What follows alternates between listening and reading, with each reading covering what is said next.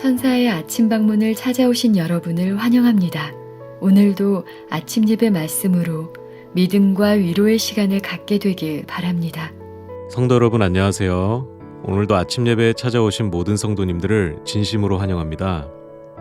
반복되는 생각과 행동이 습관이 되고 그 지속되는 습관이 성품을 형성한다고 성경은 말하고 있는데요. 그렇다면 그리스도인의 성품은 어떻게 만들어지는 것일까요? 오늘 말씀을 통하여 어떻게 그 성품을 만드는 것인지 성령께서 깨닫게 해주시길 간절히 바랍니다. 이제 기도하겠습니다. 하늘에 계신 아버지, 오늘도 하루를 선물하여 주시고 아침 예배를 통하여 하나님의 뜻을 살필 수 있도록 인도하여 주심에 감사드립니다. 오늘은 그리스도인의 성품이 어떻게 만들어지는지 배우고자 합니다. 날마다 말씀을 통해 빛이 주어질 때 겸손히 따라갈 수 있게 인도하여 주시옵소서. 혹시 몸이 아픈 성도들과 마음의 상처를 입은 성도들이 있다면 그들의 마음을 위로하여 주시고 주님이 주시는 빛을 통해 회복할 수 있도록 도와주시옵소서. 오늘 하루도 말씀을 붙잡아 승리하는 삶을 살기를 간절히 원하오며 이 모든 말씀 예수님의 이름으로 기도드립니다. 아멘. 안녕하십니까 성도 여러분. 오늘은 우리가 날마다 형성하는 이 습관이 우리 그리스도인의 성품과 어떻게 연결되어 있는지, 그것이 구원과 어떻게 연결되어 있는지 그 문제를 좀 생각해 보도록 하겠습니다. 의인의 습관, 의인의 성품이 있습니다. 또 악인의 습관이 있고 악인의 성품이 있는 것입니다. 성경은 그것을 악인이 가는 길과 의인이 가는 길이라고 말하고 있는 것입니다. 의인의 길이 무엇입니까? 교회 다니는 사람들이 걷는 길이 의인의 길인가요? 악인의 길은 세상 사람들이 걷는 길입니까? 아닙니다. 교회 안에 두 길이 있는 것입니다. 어떤 교인들은 의인의 길을 걷고 있고 어떤 교인들은 악인의 길을 걷고 있는 것입니다.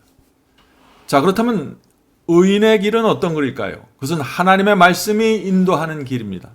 하나님의 말씀이 인도하는 습관을 갖고 있는 사람들이죠. 악인은 어떤 길을 갈까요? 하나님의 말씀을 버리고 하나님께서 가지 말라고 경고하는 길을 구태여 가는 것입니다.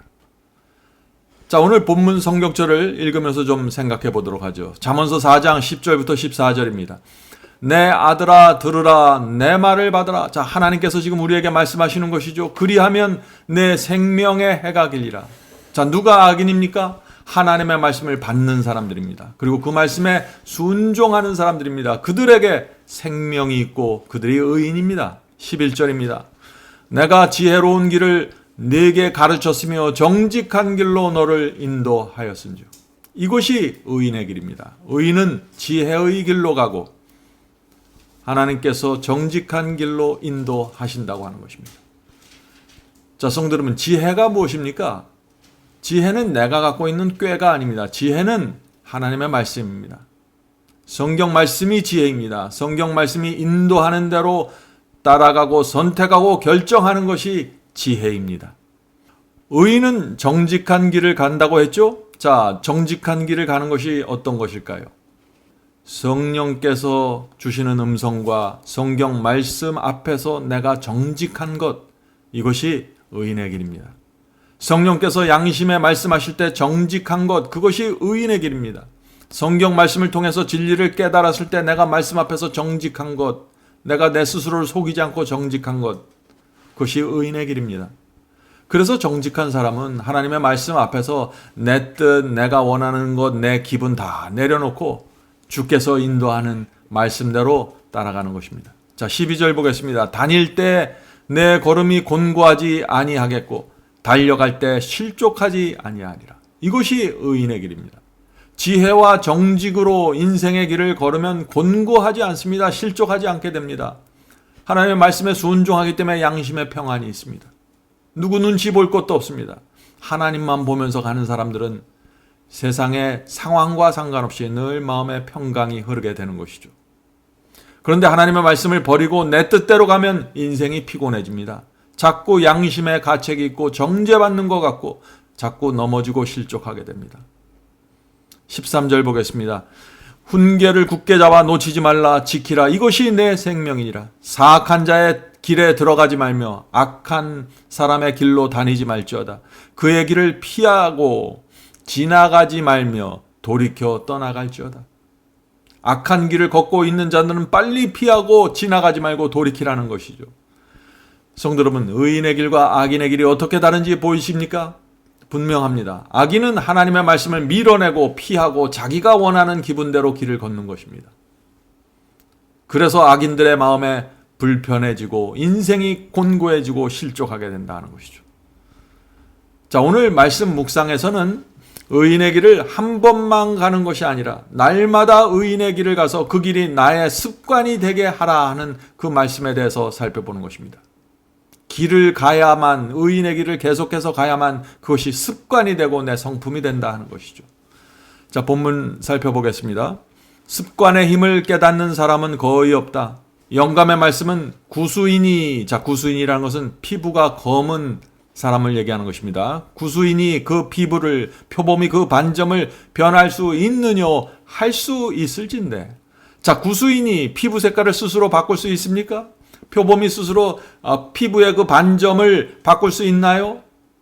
그건 바꿀 수 없는 것입니다.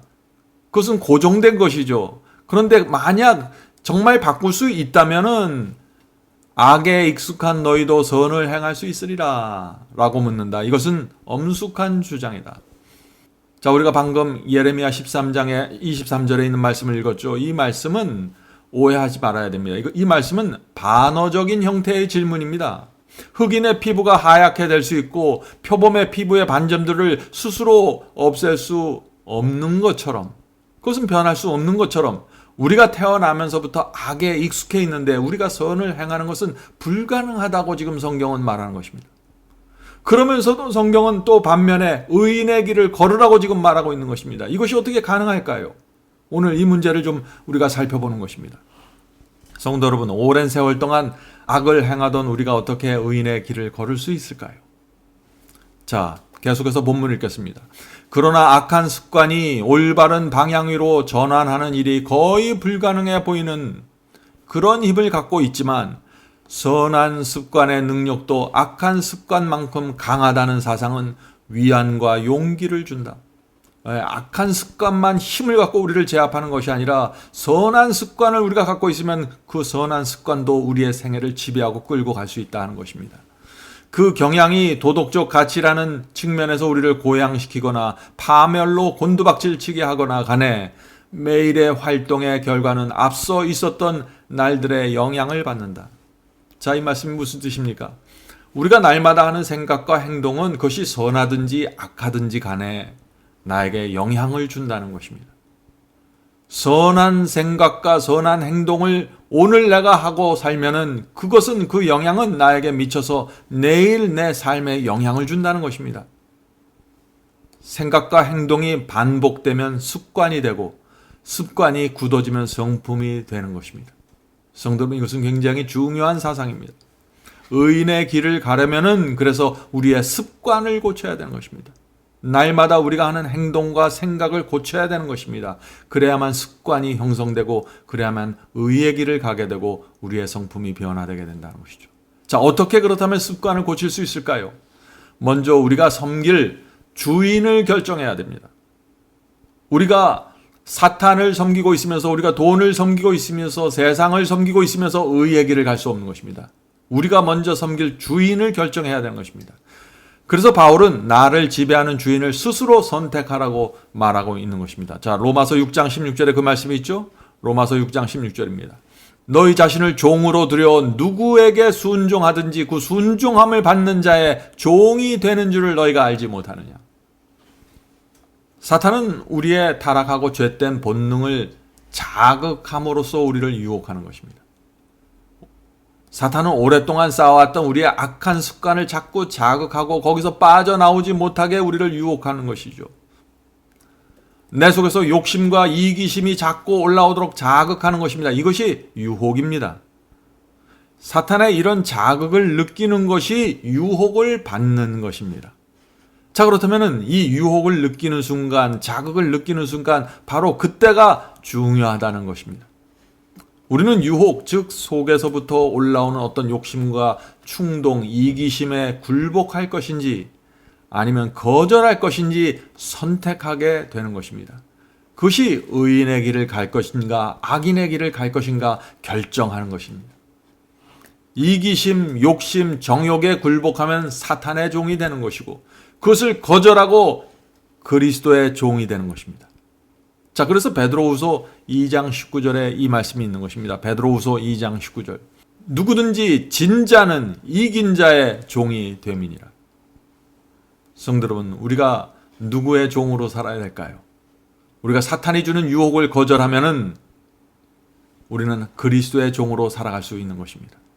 나는 하나님의 편에 서기를 원합니다라고 선언하는 것입니다. 유혹을 물리친다는 것은 선언하는 것입니다. 나는 하나님의 편에 서겠다고 말이죠. 성도 여러분, 바로 이것이 우리가 날마다 해야 되는 그 선택의 경험입니다. 만일 우리가 돈을 우리의 인생의 목적으로 삼는다면 우리는 돈을 위해서 우리 생애를 바칠 수 있습니다. 우리가 그렇게 선택할 수 있는 것입니다. 만일 우리가 성경의 말씀과 진리를 좋아하지 않고 거절한다면 우리는 그런 식으로 또 살아갈 수 있습니다. 우리 스스로 악의 길을 걸어가기로 선택할 수 있는 것이죠. 아무도 우리를 강요할 수 없습니다. 우리 스스로 선택하는 것입니다. 단지 사탄이 하는 일은 우리를 자극하고 유혹하는 것입니다.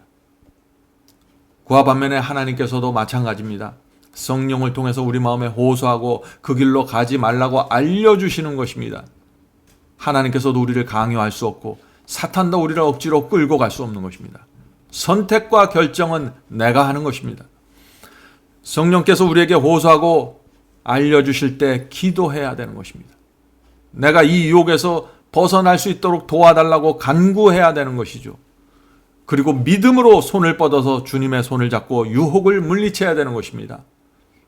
속에서부터 올라오는 정욕과 이기심을 십자가에 못 박는 것입니다. 이것이 승리의 경험입니다. 유혹을 물리치고 주님의 손을 잡고 기도하고 하늘의 능력을 받아서 정욕과 이기심을 십자가에 못 박는 것, 이것이 승리입니다. 성도 여러분, 이것이 의의 길로 가는 경험입니다. 성경이 말하는 진리는 아주 단순한 것입니다. 로마서 6장 16절은 이렇게 말합니다. 죄의 종으로 사망에 이르고 순종의 종으로 의에 이르니라. 우리가 죄를 고집하고 선택하면 사망입니다. 멸망이죠. 우리가 그러나 순종을 선택하고 순종의 길을 걷기로 결정하면 그것이 의로 가는 길입니다. 계속 본문 읽겠습니다. 그들과 방종하는 자들 사이에는 다니엘과 그의 친구들과 왕궁에 있던 다른 젊은이들 사이에 있었던 것과 같은 차이점이 나타날 것이다. 방종하는 자들과 다니엘과 세 친구의 그 신앙 속으로 돌아가는 사람들에게는 분명한 차이가 난다는 것이죠. 어떤 차이가 나요? 맑은 눈을 갖게 된다는 것입니다. 맑은 눈과 윤기 나는 얼굴, 꿋꿋한 걸음걸이, 지적인 힘과 활력, 영적 진리에 대한 예리한 인식이 나타날 것이다. 성도 여러분, 바벨론 왕궁에 있는 사람들과 다니엘 사이에 놀라운 차이가 생겼습니다. 어떻게 이런 차이가 생겼을까요? 다니엘 1장 8절부터 9절은 그 차이를 이렇게 말합니다. 다니엘은 뜻을 정하여, 자, 성도 여러분, 이 말씀을 잘 기억해 두세요. 다니엘은 먼저 뜻을 정했다고 했습니다. 뜻을 정하여 왕의 진미와 그의 마시는 포도주로 자기를 더럽히지 아니하리라 하고, 다니엘은 절제의 뜻을 세운 것입니다. 왕이 주는 음식, 포도주 먹지 않겠다는 뜻을 정한 것입니다. 이런 결정은 다니엘이 생명을 걸고 내린 결정입니다. 왕이 주는 음식을 다니엘과 세 친구들은 노예들이었는데 먹지 않고 거절해요. 그것은 곧 죽겠다는 얘기입니다. 이런 엄청난 결단력을 갖고 뜻을 정한 것입니다. 여기에 다니엘 신앙의 실체가 있는 것입니다. 성도 여러분, 다니엘의 신앙은 위기가 왔을 때 뜻을 정하는 신앙입니다. 성도 여러분, 우리도 반드시 이 뜻을 정하는 신앙으로 들어가야 합니다. 제가 성경을 가르치고 말씀을 나눌 때 많은 사람들이 말씀을 들으면서 은혜 받았다고 말하고 감동받았다고 저에게 글을 보내줍니다. 그런데 문제는 다니엘처럼 뜻을 정하지 않습니다. 기도하고 예배 드리는데 악한 습관을 버리겠다고 주님 앞에 나가 뜻을 정하지를 않는 것입니다. 그래서 교회를 오래 다녀도 기도하고 예배드려도 변화가 생기지를 않는 것입니다. 성령께서 그 마음속에 계속해서 이것을 고치라, 이런 습관과 이런 성향과 이런 성품을 버리라고 말씀하셔도 그대로 게으름과 이기심 속에 남아있는 것입니다. 본문을 읽겠습니다. 품성은 우연의 산물이 아니며 날마다 하는 우리의 결정과 선택에 의해서 선하거나 악하게 형성되고 있음을 기억하죠. 그 결과 영원한 구원과 멸망으로 연결되기 때문에 성령의 역사로 형성되는 품성은 아주 중요하다. 우리는 현재와 영원을 위한 건축자들이다. 성도 여러분, 잘못된 습관을 버리고 의의 길로 가려면은 복음의 중심으로 들어가야 됩니다. 그래서 예수께서 이렇게 말씀하시는 것입니다. 요한복음 15장 4절 5절입니다. 요한복음 15장 4절 5절. 내 안에 거하라, 나도 너희 안에 거하리라. 가지가 포도나무에 붙어 있지 아니하면 스스로 열매를 맺을 수 없음 같이. 자, 우리 가지들이죠. 그리스도 포도나무입니다. 우리가 그리스도 안에 붙어 있어야 하는 것입니다. 우리 스스로 노력으로 고칠 수 있는 습관은 아주 제한적입니다. 우리가 깊은 죄의 습관들은 우리의 힘으로 고칠 수가 없는 것입니다. 포도나무에 붙어 있어야 되는 것입니다. 너희도 내 안에 있지 아니하면 그러하리라. 나는 포도나무요 너희는 가지라. 그가 내 안에 내가 그 안에 거하면 사람이 열매를 많이 맺나니 나를 떠나서는 너희가 아무것도 할 수 없습니다. 그리스도 안으로 온전히 들어가야 합니다. 그래야 열매가 풍성하게 맺을 수 있는 것입니다. 자, 어떤 사람이 누가 그리스도 안으로 온전히 들어가게 될까요? 주님의 뜻대로 정말 살기 원하는 사람들입니다. 세상이 정말 싫고 정말 관심이 없는 사람들입니다. 주님께서 정말 나의 유일한 구세주라는 믿음을 갖고 있는 사람들입니다. 하나님만이 정말 이 악한 습관의 구덩이에서 구할 수 있다는 이 소망을 갖고 있는 사람들입니다. 그런 사람들은 문둥병자가 주님께 매달렸던 것처럼 매달리고 뜻을 정하게 될 것입니다. 성도 여러분, 지난 세월 동안 수없이 실패한 경험이 있을지라도 오늘 다시 일어나서 의의 길로 들어가기로 뜻을 전하시기 바랍니다. 주께서 여러분을 불쌍히 보시고 도와주실 것입니다.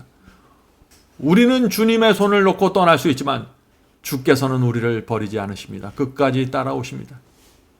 언제나 한결같은 마음으로 우리를 기다리시는 것입니다.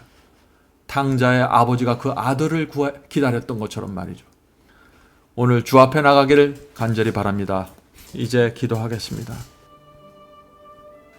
하늘에 계신 아버지, 저희가 오랜 세월 동안 주님을 믿었지만 너무나 막연하고 너무나 뜻을 정하지 않고 너무나 내 생각과 내 삶에 사로잡혀서 의인의 길을 잊어버리고 살아왔습니다. 주여, 이제 오늘 우리가 아침에 다시 마음을 붙잡고 주 앞에 나가오니 저의 길을 의인의 길로 인도해 주시옵소서.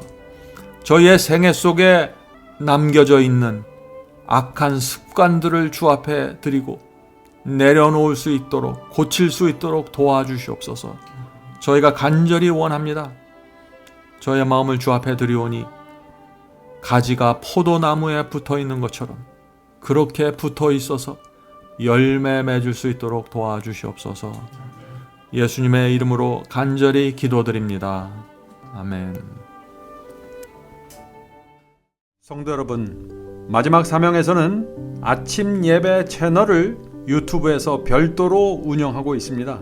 아침 예배 채널에서는 매일 새벽 4시에 예배 영상이 올려지고 있으며 특별히 아침 9시에 예배가 진행됩니다. 아침 9시 예배가 아침 예배 채널의 독특한 특징입니다. 원하시는 분들은 유튜브에서 아침 예배 채널을 별도로 구독 신청하여 주시면 저희와 함께 아침마다 예배 드릴 수 있습니다. 매일 아침마다 하나님의 말씀으로 저희 모두가 주 앞에 나와 예배 드리는 신앙으로 함께 나가게 되길 간절히 바랍니다. 감사합니다.